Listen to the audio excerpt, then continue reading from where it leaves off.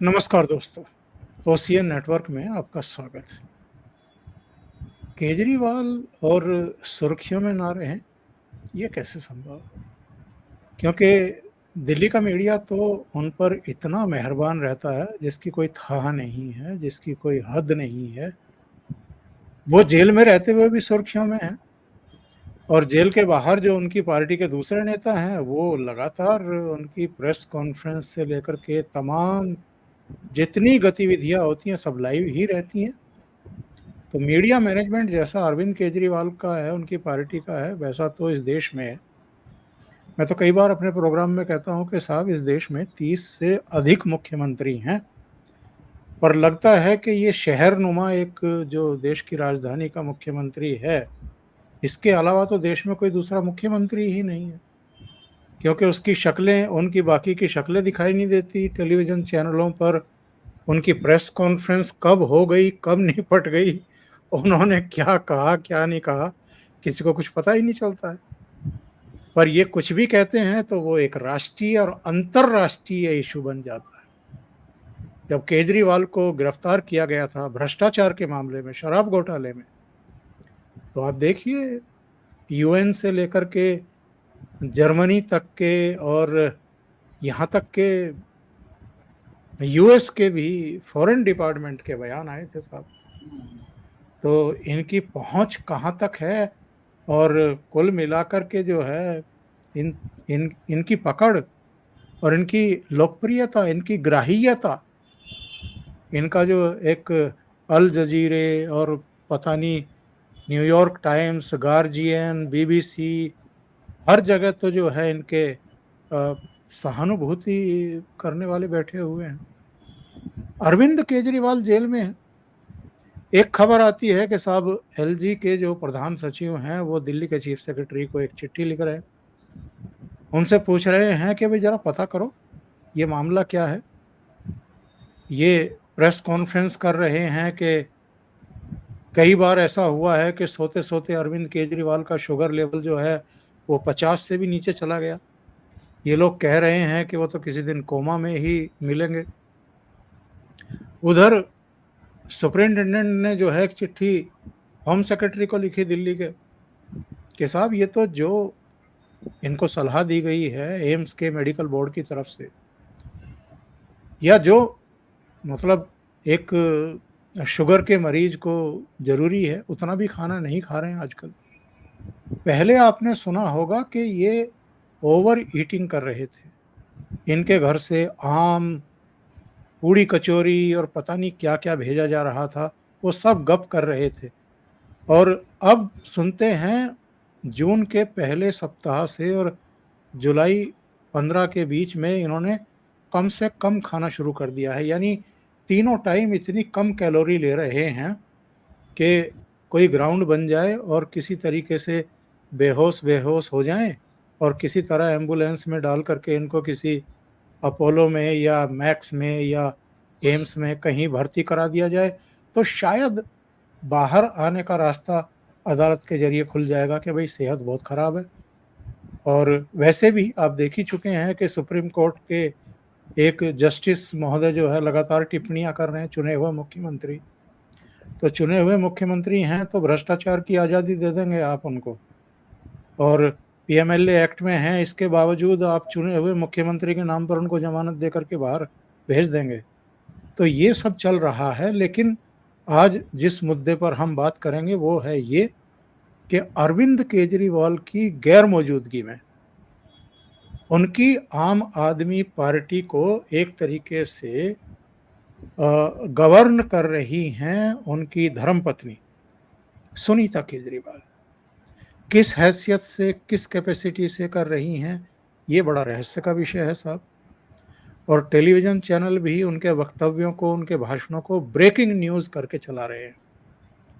ना तो वो पार्टी की कार्यकारी अध्यक्ष हैं, ना अध्यक्ष हैं, ना महासचिव हैं, ना उपाध्यक्ष हैं, ना उनके पास कोई पोर्टफोलियो है, लेकिन बस उनकी विशेषता ये है कि अरविंद केजरीवाल की धर्मपत्नी है। तो वो दिल्ली चुनाव में भी आपने देखा होगा, लोकसभा चुनाव में, और गुजरात तक भी वो गई थी विमान लेकर के, हेलीकॉप्टर लेकर के, और चुनाव प्रचार कर रही थी और वीडियो जारी कर रही थी।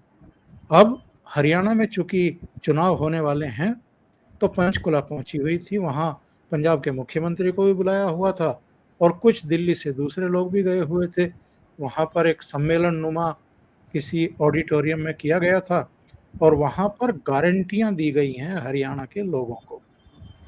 तो आज हम इस पर चर्चा करेंगे। एक तो सुनीता केजरीवाल किस कैपेसिटी में ये सब गारंटियाँ देती घूम रही हैं और दूसरे ये कह रहे हैं कि अब हम हरियाणा को बदलेंगे। जब उत्तर प्रदेश में 2022 का विधानसभा चुनाव हुआ था, तो एक विज्ञापन आना शुरू हुआ था, आ रहे हैं अखिलेश। तो बहुत सारे लोगों ने ये माना कि ये धमकी है कि अखिलेश फिर आ रहे हैं। अखिलेश फिर आ रहे हैं मतलब गुंडा राज फिर आ रहा है। बदमाश फिर जो है छुट्टा घूमेंगे, बहू बेटियों को, माताओं को परेशान करेंगे, जगह-जगह लूट-पाट होंगी, अपहरण होंगे, फिरौती होगी। तो इसी तरीके से ये कह रहे हैं कि हरियाणा को बदलेंगे। तो भैया जैसे दिल्ली को बदला है और जैसे पंजाब को बदला है, वैसे ही हरियाणा को भी बदलने का इरादा है क्या? तो ये हम धमकी क्यों ना माने इनकी? तो मेरे साथ एक ख़ास मेहमान जुड़ रहे हैं, उनके साथ काम भी कर चुके हैं। अब अपनी एक पॉलिटिकल पार्टी बनाई है, दिल्ली में ही इस बार वो चैलेंज भी करने वाले हैं, डॉक्टर मुनीश राय यादव। उनको जोड़ कर के इस विषय पर ज़रा चर्चा को आगे बढ़ाते हैं। मुनीश जी, बहुत स्वागत है आपका। नमस्कार। नमस्ते ओमकार जी। तो मुनीश जी, ये आश्वासन है हरियाणा के लोगों को कि हरियाणा को बदलेंगे या धमकी है? देखिए, पहली बात तो ये है ओमकार जी कि आपके कार्यक्रम पे जब भी मैं आता हूँ, तो अन्य जगह जाने से अगर मैं कंपेयर करूँ तो आपके यहाँ मैं सीखता भी हूँ साथ में, डिस्कशन के साथ-साथ। क्योंकि आप बहुत सीनियर एडिटर इन चीफ रहे हैं, मैनेजिंग एडिटर भी रहे हैं।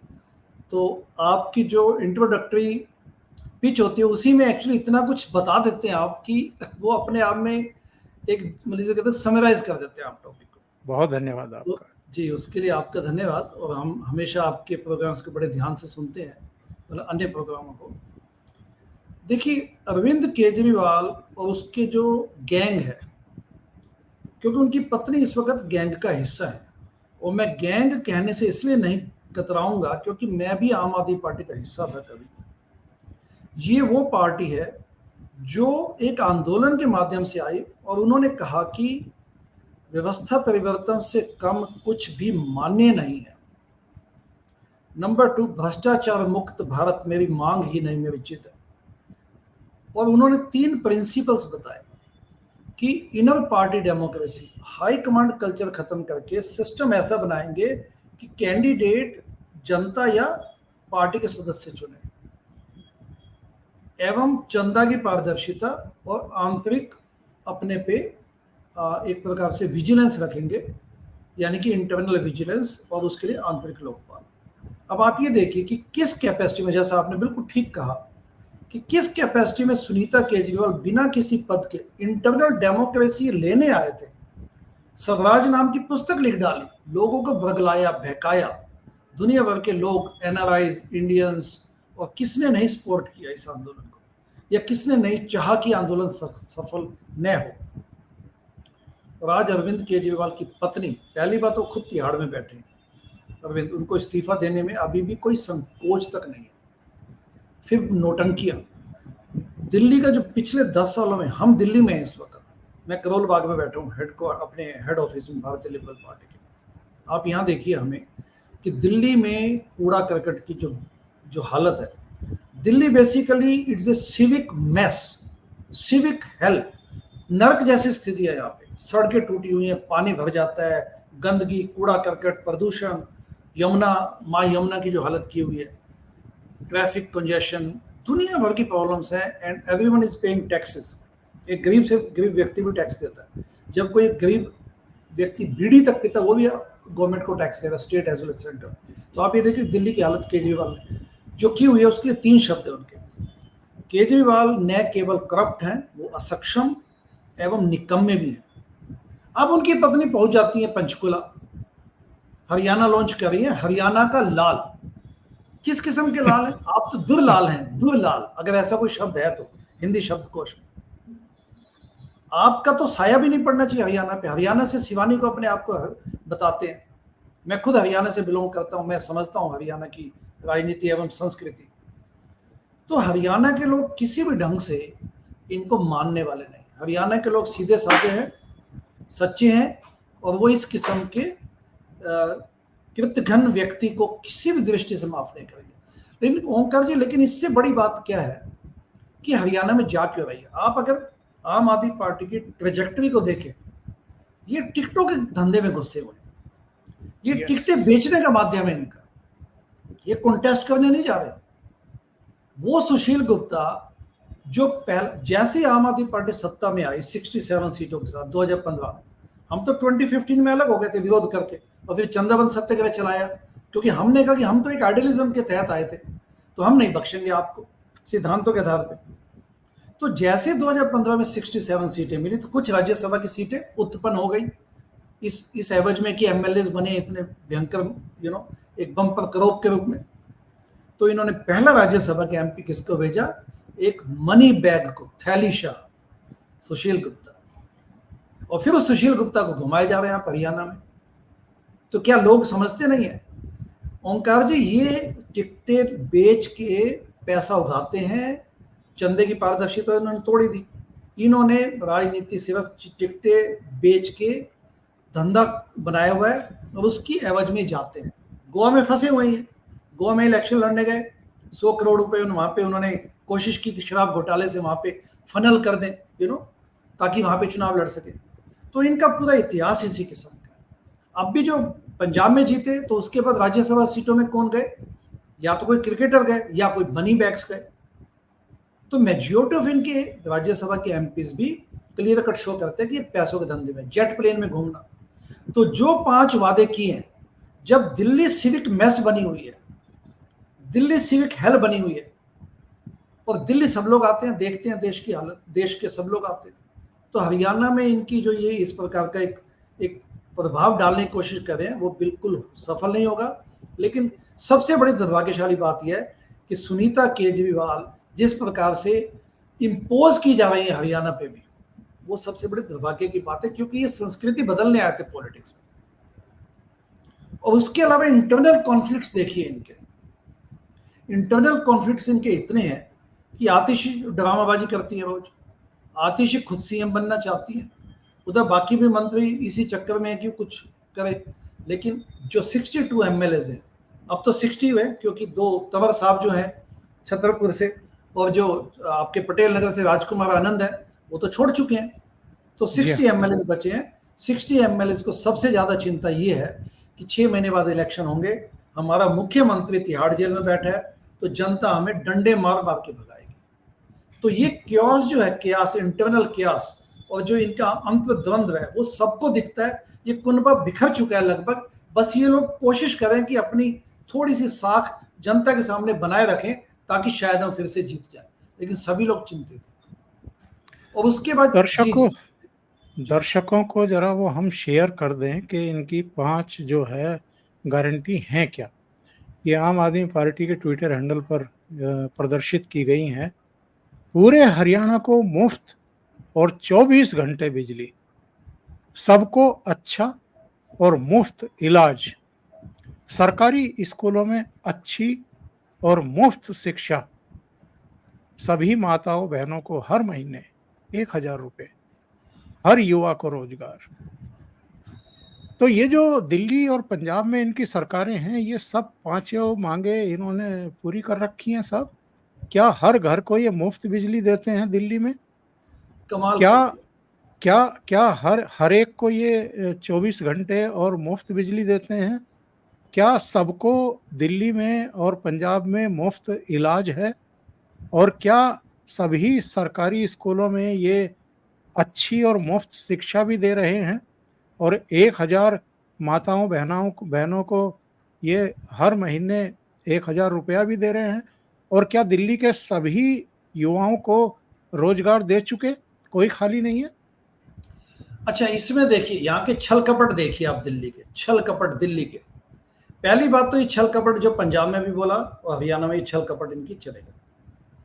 दिल्ली में 200 यूनिट का जो वादा किया गया था उसमें भी क्या, जो छल था, जो षड्यंत्र था वो ये था, जैसे होता है ना एक चालाक और जो कपटी सेल्समैन होता है वो फंसाता है ग्राहक को। इन्होंने कहा कि 200 यूनिट बिजली फ्री है, लेकिन 201 यूनिट कंज्यूम करते ही आपको 200 का भी चार्जेस देने पड़ेंगे। यहाँ तो देखिए 200 भी नहीं, यहाँ तो 200 भी नहीं खोल रखी जी, सबको तो मुफ्त और 24 घंटे बिजली।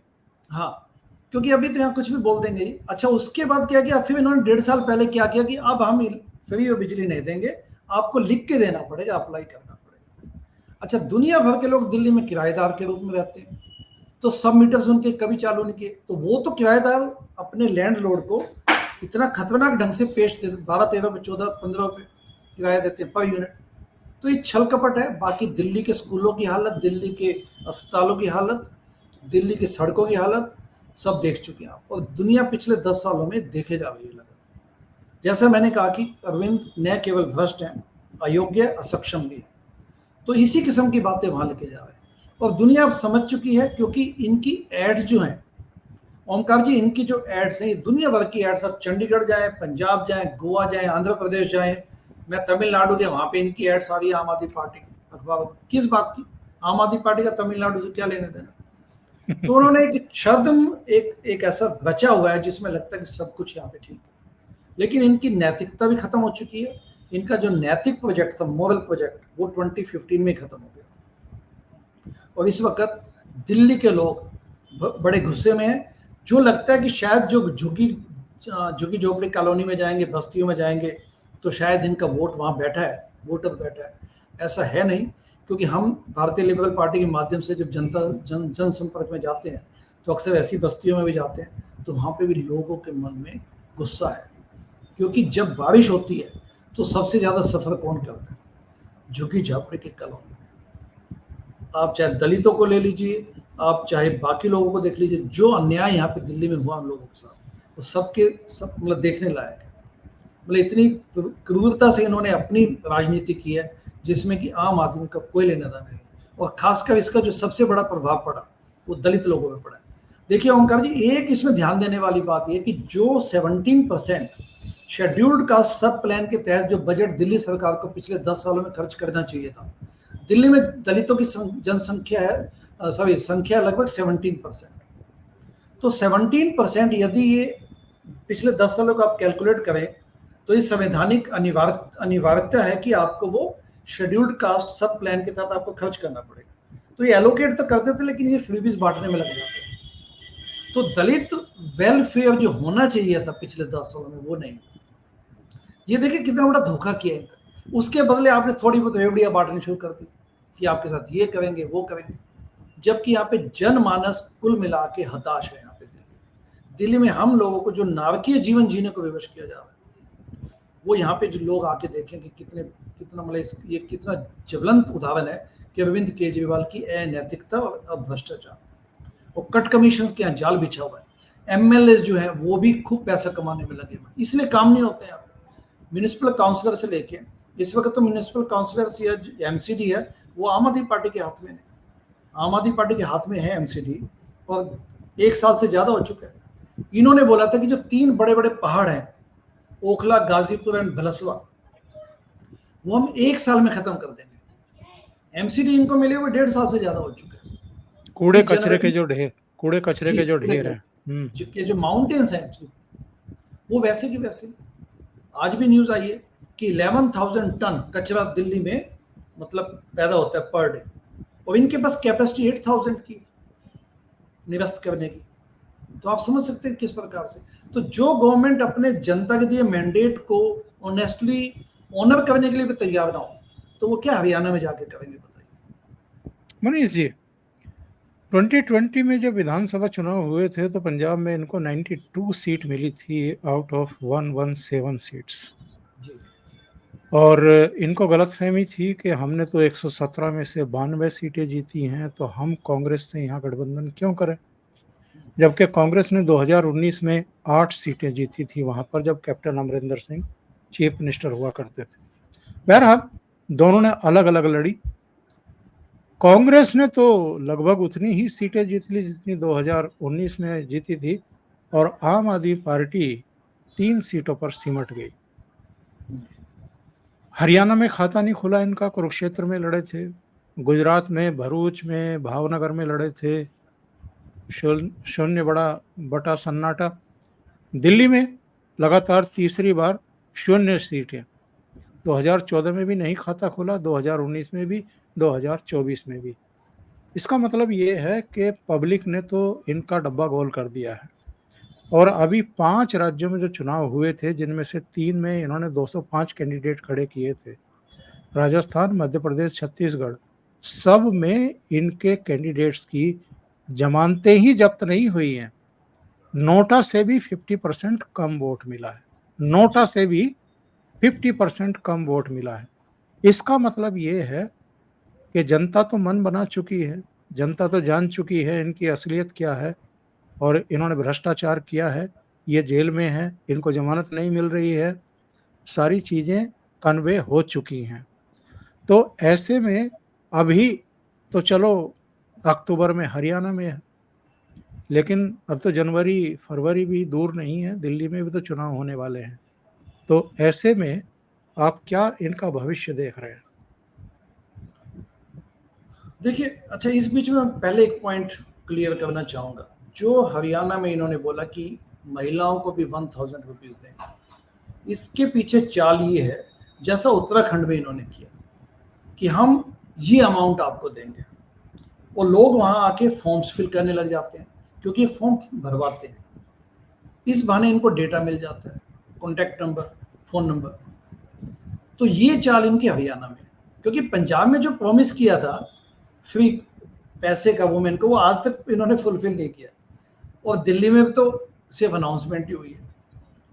कमिंग बैक टू जो आपका क्वेश्चन है कि इनका भविष्य क्या है, देखिए, आम आदमी पार्टी जैसे असम गण परिषद एक भूचाल की तरह आई थी और जल्दी ही सिमट गई, इनकी कहानियां वही है।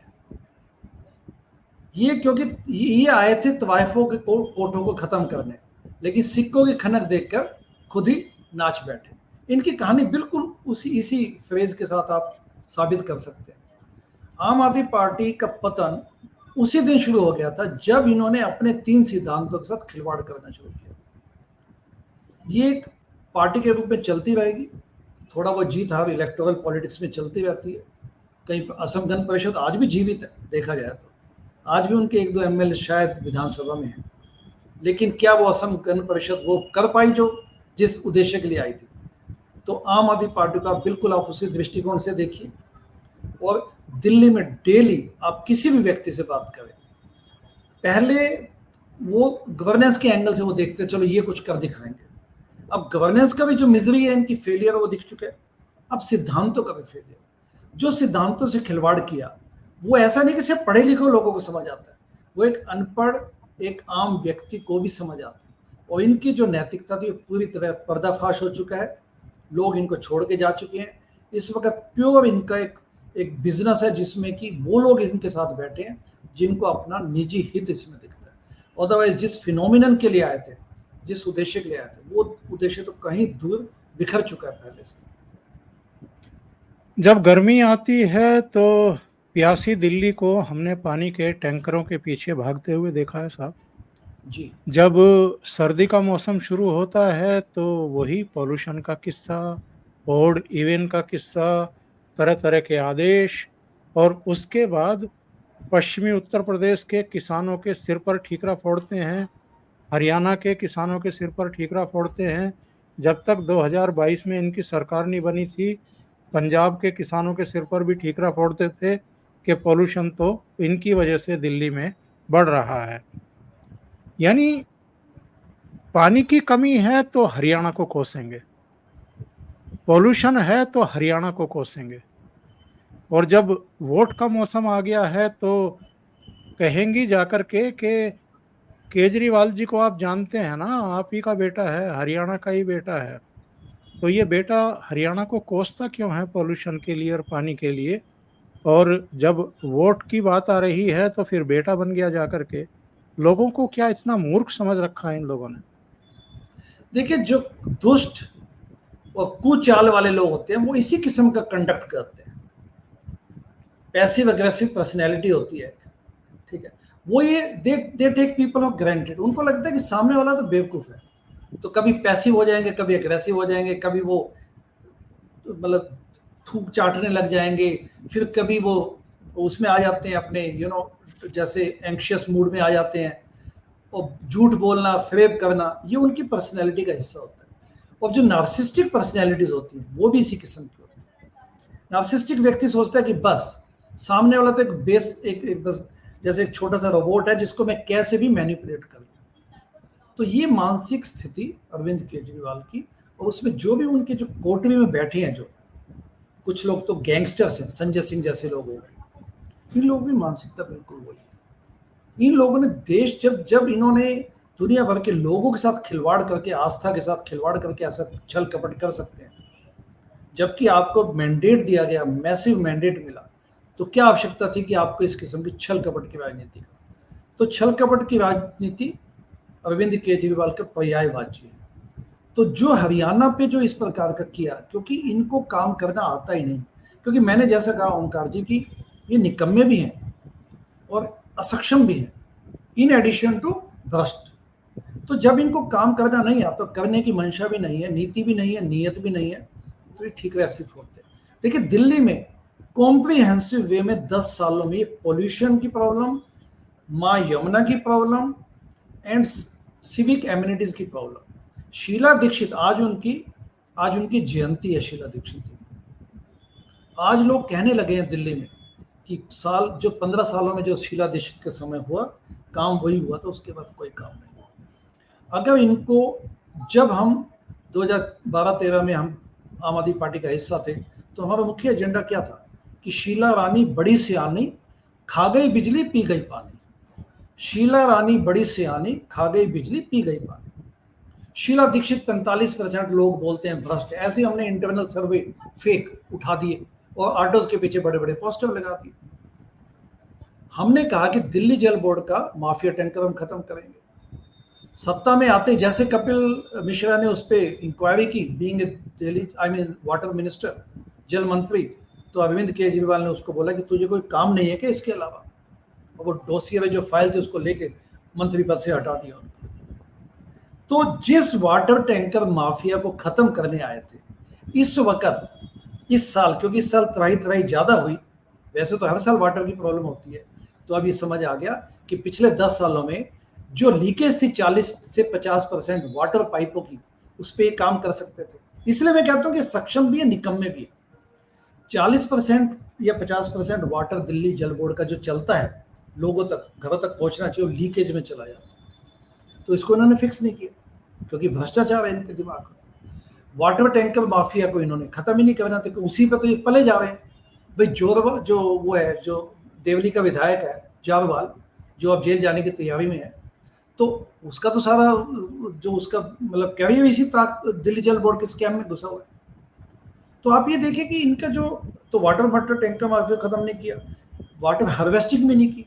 यमुना को अगर फिक्स करते, वाटर हार्वेस्टिंग करते दिल्ली में, तो वास्तव में बदलाव आ जाता, लेकिन इनके पास पूरे 10 साल थे। तो इसलिए जो इनकी कहानी को अगर थोड़ी सी भी समझ रखेगा, उसको समझ आएगा कि हरियाणा के, क्योंकि हरि आना यानी कि यहाँ पे हरि भगवान का आना है, और दूध दही के यहाँ पे भंडार है अपने हरियाणा में। तो इस प्रकार से वो यहाँ के लोग सच्चे हैं, मन के सच्चे हैं, सीधी बात करते हैं, उनको कोई मतलब उलझी हुई बातें पसंद भी नहीं है। तो उस संस्कृति वाले लोगों को ये बहका नहीं सकता। सिर्फ इसको बस इस वक्त थोड़े से डोरे डालने हैं, और इस बहाने वो टिकटें बेच लेंगे, और टिकटें बेच के चुनाव लड़ लेंगे, उसके बाद वापस दिल्ली की तरफ। और इनका बंडल वैसे भी बंडल बस्त होने वाला है, अभी जनवरी में इलेक्शन अनाउंस हो जाएंगे। और ये जो जेल में कभी ओवर ईटिंग, कभी कम खाना, ये जो आजकल हाथ पैर मार रहे हैं कि किसी ग्राउंड पर किसी भी तरीके से किसी कोर्ट से इनको जमानत मिल जाए और ये बाहर आ जाए, आपको लगता है इस प्रयास में कामयाब हो पाएंगे ये कोशिश करें, क्योंकि किसी भी प्रकार से देखिए, डायबिटीज टाइप 2 है अरविंद केजरीवाल को, टाइप 2 डायबिटीज मेलाइटिस, ये बड़े आराम से ओरल हाइपोग्लाइसीमिक एजेंट्स जैसे मेटफॉर्मिन, एग्जाम्पल के लिए मेटफॉर्मिन, मतलब टैबलेट से भी आप कंट्रोल कर सकते हैं। इसके अलावा डाइट, आवश्यकता पड़े तो इंसुलिन भी लगाना पड़ सकता है, या शुगर कंट्रोल ना हो तो इंसुलिन पे आना पड़ता है। दिल्ली के जो तिहाड़ जेल में ये बैठे हैं इस वक्त, वो तिहाड़ जेल दिल्ली प्रशासन के तहत आती है, तो वहां पे डॉक्टर्स इनकी सेहत का ख्याल क्यों नहीं रखेंगे? ये जानबूझ के ऐसे तमाशे कर रहे हैं। दिन में मतलब पिछले 5 बार जो ये क्लेम करते हैं कि इनका शुगर 50 से नीचे चला गया। शुगर 50 से नीचे क्यों जाएगा? आप तो जेल में ही है, जो खाना आप खा रहे हैं वो दिखता है सबको, जो टैबलेट ले रहे हैं आप दिखता है। ओवर ईटिंग हो जाए कोई या अंडर ईटिंग हो जाए तो अलग समझ आती है बात। दूसरा कहते हैं कि संजय सिंह क्लेम करते हैं कि कोमा में जा सकते हैं। हाइपोग्लाइसीमिया इस प्रकार का होता है कि क्लिनिकली पेशेंट मैनिफेस्टेशन करेगा ही। अगर मुझे हाइपोग्लाइसीमिया होगा तो मुझे स्वेटिंग, घबराहट, इस किस्म के सिम्टम्स आने लग जाएंगे कि जो भी मेरे सामने वाला व्यक्ति वो समझ जाएगा कि ये व्यक्ति के साथ कोई दिक्कत है। और डायबिटीज जिसको है उसको पता होता है कि ये जिस प्रकार की पिक्चर, जिस प्रकार के क्लिनिकल सिम्टम्स हैं, ये हाइपोग्लाइसीमिया हो सकता है। तो जेल में आप ये बताइए कि हाइपोग्लाइसीमिया होने कैसे दिया जाएगा? होगा तो इमीडिएटली आपको शुगर पिला देंगे व्यक्ति को। कोमा तो हाइपरग्लाइसीमिया में जाएगा यदि आपका सस्टेन्ड हाइपर यानी कि हाई ब्लड शुगर चलेगा, तो आप कोमा में जा सकते हैं। हाइपोग्लाइसीमिया तो क्लिनिकली इस ढंग से मैनिफेस्ट करेगा, या तो डेथ होगी पेशेंट की, या टिपिकली वो हाइपोग्लाइसीमिया के सिम्टम्स को फिक्स किया जाएगा। तो ये तमाशा है इनका।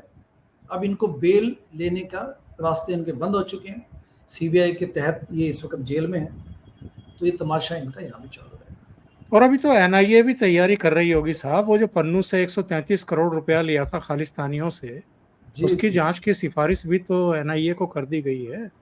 तो अभी तो बहुत सारे केस हैं, एक में मिल जाएगी जमानत, 2 में मिल जाएगी, कितनों में जमानत लेकर के बाहर आएंगे। तो ये तो बहुत बुरी तरह फंसे हुए हैं।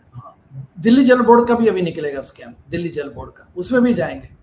बस खरीद का भी है, स्कूल का जो वो भवन निर्माण था उसमें भी है, एडवर्टाइजमेंट के भी हैं, बहुत सारे मामले हैं जी। तो मुनीष जी, इन्होंने कर्म तो ऐसे किए हैं, दिल्ली की सेवा तो इतनी कस करके की है कि बहुत मुश्किल है इनका बाहर निकलना। बहुत बहुत धन्यवाद, आप जुड़े, इतना समय निकाला आपने ओशियन नेटवर्क के लिए और कई महत्वपूर्ण मुद्दों पर चर्चा की। Thank you so much. नमस्कार। Absolutely welcome.